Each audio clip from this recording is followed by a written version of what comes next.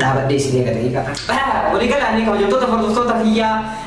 Ramadan ni khawatir mubarak sini jenna warra rabbi ni Lailatul Qadr ini sangat cici wa hunda wan iskes sejauh hunda kata Rabbina aku tu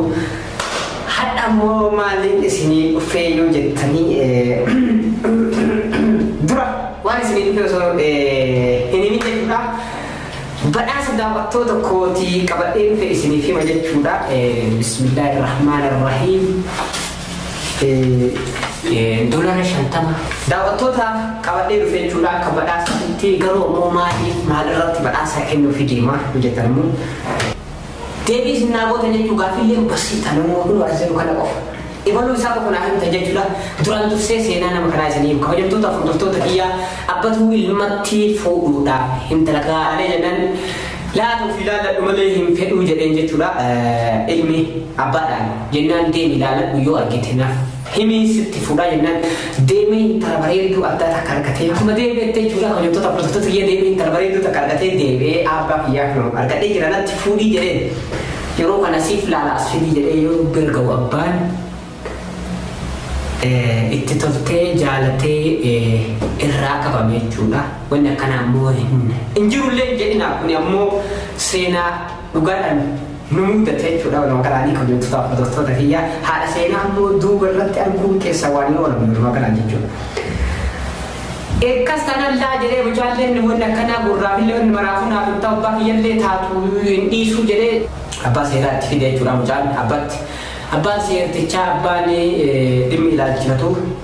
laatuun naaf taatu malee isin lachiifuun taatu nama aangoo isinirra qabu nama biyyaafis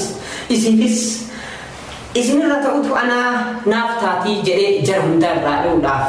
yaalii godhe jechuudha. Yeroo kana ammoo jara sadiinuu ammoo qaadiitti heeyyannoo argatan jechuudha. Qaadiin ammoo yeroo kana jara sadiinuu akkuma duraan kunis kaan jala galee kunis kaan irraa jechuudha. Abbaan qaadii jechuudha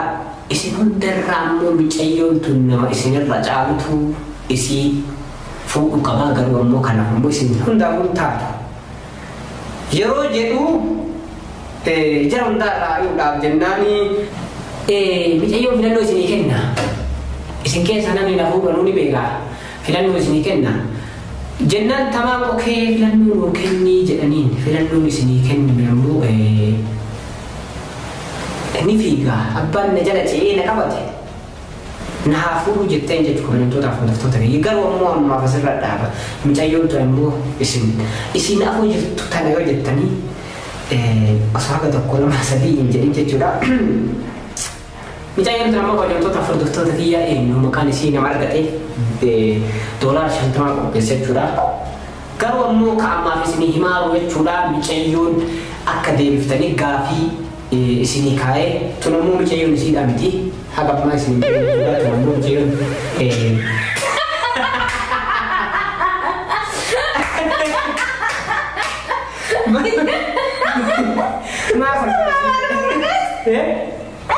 maaf bersih bang kau jangan tuh tadi mau makan maaf bersih maaf kita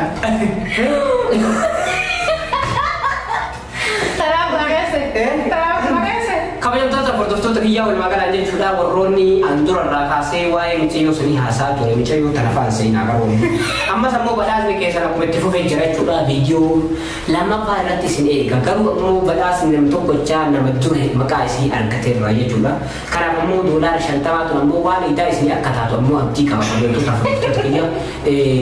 siifanis as keessatti shaakuu ni dandeetta wallahi dhuma si baana $50 harka gataa amma miti iseen fudhata $50 as keessaa jedhamanii duraan dhibba isinii kennan jenne kabajamtoota hordoftoota kiyyaa abbama kun boqotee sillee qabatee jechuudha mucayyoo sun eenyu yoo jettanii yoo deebiftan silaafu deebiftanii